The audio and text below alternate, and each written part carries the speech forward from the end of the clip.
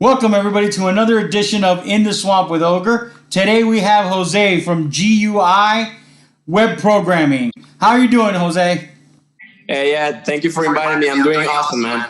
Great. Thank you for coming on. I really appreciate it. How's the family? Everybody good? Everybody's good. We're home, taking care of ourselves and not going out too much and just the necessary. Yeah. Oh, okay. Yeah, same here. We're just going out for whatever we need to. Hopefully, I'm planning to get back to my office back Monday. So awesome. Let's get some normal back again.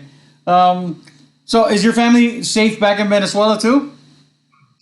They are, yeah. There's over there is more strict. They cannot go out without like a mask because they go to jail, straight to jail. So. Oh wow. Yeah, they're taking it serious because if it goes crazy over there, it's gonna be harder to contain it than here, obviously. Right. So, yeah. No, I get it. What made you come here from Venezuela? Well, all the political issues and all that. Actually, I'm here under political asylum, so I'm an asylum here, and running from some issues, even personal issues. My dad was a mayor, and that's I don't want to get there, but it's we were being pursued and a lot of that over there. So we decided to come here, and we've been doing great. I've always loved this country, and I was looking to in the future come here, but we were obligated to do it. So, but everything happens for a reason, and we're here and we're doing good. So thanks God. Yeah, no, I totally get that, and we have a little more in common than I thought. My family was part of the regime in Cuba before Fidel. Wow. They worked at the embassy and everything. So when everything started going crazy, a lot of my family were political. We had cousins that were political prisoners and stuff over there. Wow. So yeah, we have a lot more in common than I thought. So right. What made you get into the web programming business? Dude, I started 7 years ago, and it all started. I was trying to make a website for this community, a church I was going to. I was a missionary, and that's how I met my wife actually. And that was one of the things. Also, another friend of my wife, she had this guy was gonna make her website. I already had some experience, and she was like, this guy is never replying to me, and I'm like, you know what? I'll do it for you. What is he charging you? I'm like, I'll do it for half. There you go. Yeah. So that's how it all started. And, after that, I started reading more, learning, taking courses. And I've been doing, since 7 years ago, I was like 18. I'm 25 now, and I've been doing it all this time and helping out businesses. They had no website, or they had some websites, some of them, but they weren't that good. So, I got and customized the website or made a new website for them. And so far, everybody is being happy. So I'm glad. Yeah. Good. And I know you do some Facebook advertising too for people. And, pay-per-click on Google as well. Right. Yeah. So right now we're almost at managing almost $250,000 between Facebook, Instagram, Google, Bing ads. So yeah, we've been helping some companies here in Las Vegas. Nevada Safes is one of them. OZ Handyman, shout out for them. Big guys. Yeah, really good guys. And local businesses. Okay. And some of them they have seen a huge growth. And so it's being really good. Really. Good. So I know you're based out of Vegas, obviously, because I know you and we've talked many times. But can you do websites for anybody and manage their PPC and all that stuff anywhere in the country? Oh yeah, I've even done clients over Chile, over there in Latin America, and now I'm dealing with some guys in Mexico. So yeah, anywhere in the country, anywhere in the world that if we speak Spanish or English, that's better. Easier to work that way, right? If you speak Spanish and English. Right. At least, please. So do you do all your websites are customized, and you do both regular websites, regular hosting websites, and WordPress, right? Yeah. So I where I try to stand out for what I do than other people do is that I don't do stuff unless it's really they really want to reduce cost. I don't do stuff that is not customized. I do stuff from zero. Everything I do is targeted. I don't do I do I do a marketing research, and then I find out who's their audience, and then with that targeting, we make the design, we make the the marketing campaign, whatever it is, Google, Facebook, Instagram, and that's how we go for. That's what I do when I get a customer. It's not just oh yeah, what color you want. It's I try to provide them with all the information and what works best for them, and then they decide what they want, and that's how I do it. Yeah. Okay, so it's a little more. So you're more customized than just, hey, here's my money, build me a website, and then Right. the same generic website everybody else has. Right. I mean, I'm against that, But if you want to do that, that's fine. But I'm totally against that because I'm about results more than just, hey, take this and go home. So yeah. And so you're more about driving down, building the brand, building what they want, so that Right. it's something that's customizable that you can add. And I know that you also have a program where they can pay you monthly, and then you can do unlimited Right. updates to the program as well and change it. Right.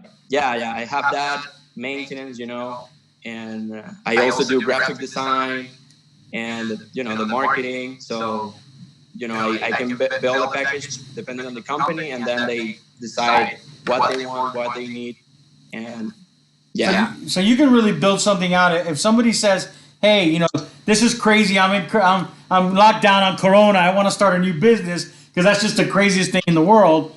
I'm going to do this." They can really jump on, give you a call. They can do the graphic design with you, create their logo, get all that stuff. Yeah. Then get everything to the website, so then everything matches and it's all uniform. Yeah, of course. So right now, it's a lot of that is happening. Actually, I was going to tell you that a bunch of people is starting new businesses. Other businesses that were already working, they were closed, and now they're using that time to make new stuff, new content, build their social media, make a new website. Or I just made a website for these guys in Arizona. Big shout out for them. Westworld Paintball. They're a paintball field. They're one of the first in the country, in the world, pretty much. And they just made the website with me. We haven't launched yet, but it's been all this time. They've been planning on how to improve their business and step up instead of usually the other competitors are watching Netflix or doing other stuff. Yeah, everybody's now you have two groups. You have the grinders that are now saying, "Hey, you know what? This is the time where I got to get better at what I do, or I got to learn something new, or I have an idea. Let me just go." Or you have that group that's saying, "You know what? We can't really do anything right now, so I'm just going to wait." Right. The people that are saying, "I'm just going to wait," are going to get passed. And then you're going to be playing catch up because the rest of us are still grinding every day, still doing something to try to get better and try to learn our craft. And then I noticed that behind you have a 10X flag. Oh, yeah. So you're a huge fan of Grant Cardone, huh? I am. I just went to the growth conference, the 10X growth conference. Yeah. And it was amazing, man. John Travolta, Floyd Mayweather, all these big personalities. Usher was there too. Yeah. Maybe you'll be on stage one day talking about your website and how you started it, and you started growing it during the pandemic. Right. Yeah. So, have you worked with many realtors, or is that a group you want to get into to help them out? I would like to get into it. I know I haven't really done many. I've done. I was doing a project with a guy in Spain, and at the end, it was too much for him. He decided not to do it. But we had almost everything built, and it was gonna be that concept of there's a nice looking video on the first thing you see is a nice background video, right? And then you scroll down, you start seeing the different properties and the pricing and all that stuff, and then you click and you see all the descriptions. Yeah, it was gonna be kind of like that, and it was looking good. Yeah, but it's a lot of work to maintain it, so you have to be aware of that. And so he decided not to do it. Yeah.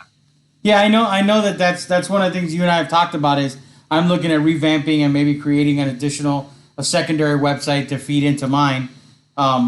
And one of the things we talked about was the maintenance because I don't have time and that's not my strength is not website design. That's what people pay you to do, right?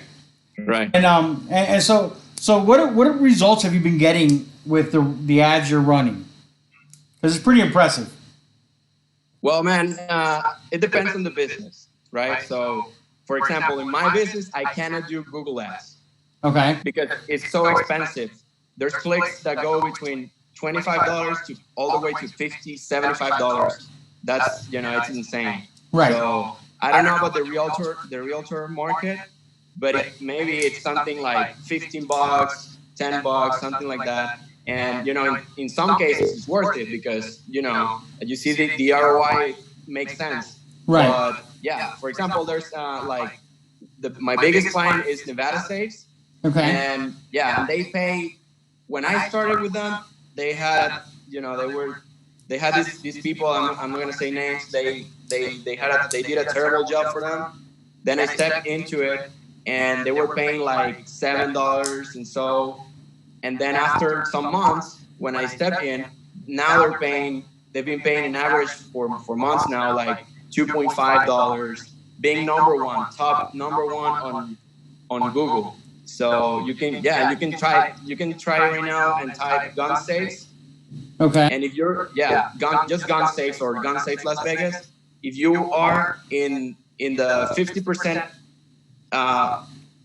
household income and up, the ad will show up to you. So, oh wow! Yeah. So you have it drilled down to even income levels and stuff. Right, because the clients that can afford it.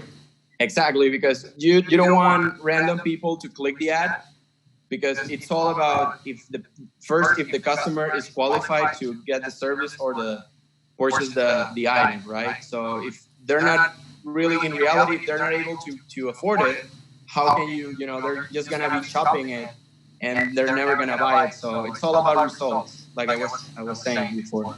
And so really with you, it's the phone call and the consultation, and for you to dig in a little to find out what's really going on. Versus, hey, you know what? Because we get them all the time in our business. We get people emailing us and texting us and DMing us saying, "Hey, I can get you 1,000 clients with a track record," without even telling us, how much it's going to cost us. They just tell us, "Hey, I could do this for you." You're more about, all right, this is what the campaign. Let me look at it. Let me drill it down to. Yeah, you can get me 1,000 leads, but if the people only make $10,000 a year, they can't qualify. Right. So you could drill it down to income levels and really drive home the people that can get you to the level you want to get to and be able to afford the properties that you're showing them or the product. Exactly. So you can help like a small business owner. Just for instance, a small business owner is doing baskets and wants to target people that like floral type people arrangements. You could drill down to people that have searched for floral and then do retargeting ads. Oh yeah, stuff. Yeah. So that would be Facebook. That's the way to do it. So on Google is more broad, but it's also you can dial in stuff like the age groups and the household income, like I just told you, and it's very good because then there's a difference. So Facebook is to create brand awareness, and Google is to get the quick sale. That's the biggest difference in purpose. So with Google, you know that these people is already searching for the product or the service or whatever. So if you come up first or second or third or anywhere there, you're already, these people, they have buying intent, right? Besides, when you talk about Facebook, where you're kind of like not spamming, but you're showing there, it's like on the newspaper before, right? You would see the little ad, or at the end of the last page, you would see those ads and stuff. Right. you're kind of getting into people's life more, than just people is looking for you. So Google is a good space for people that you wanna be in the scope for people that is looking for the service. And Facebook is more if you have no brand awareness, you're just starting your business. It's a great tool, but be aware that it's actually they work together. It's actually more like you get the Facebook, and the Facebook will lead people to search on Google, and then you create that kind of rotating infinite thing. Yeah. Yeah. So you kind of create like a spider web, pretty much. Oh yeah. So they can go on Instagram, and then they're going to see you on Facebook. They're going to see you on LinkedIn. They're going to see you on Twitter. They're going to see you everywhere, and then when they're going to search for houses, they're going to see you now. Or search for baskets, they're going to see you now. And they're seeing you, so now they're seeing everything. Yeah. Who are they going to buy from? From you, Right. They're going to buy from you, yeah. Jose, that's really interesting. So I'm going to put all of your information below this. Thank you, man. That way everybody knows how to get a hold of you. Thank you very much for taking the time to talk to us, and I really appreciate being on the show with us. Thank you so much, Ed. Have a great day, man. You too, buddy. Have a good one. Take care.